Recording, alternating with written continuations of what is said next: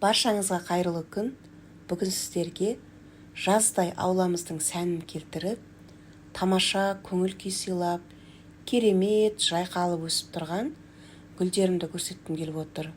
Жалпы өзім үй гүлдерін, аула гүлдерін өсіріп, гүлдерді баптап, күтіп, гүлдермен сөйлескенді өте қатты жақсы көрем.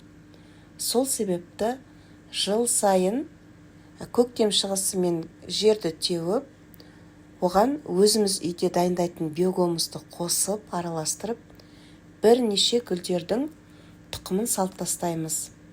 Уақытылы күтіп, уақытылы суарып, уақытымен баптап, түбін қопсытып, қарағанның нәтижесінде міне осындай керемет гүлдердің бірнеше түрлері осылай әдемі жайқалып, жылда осылай өседі.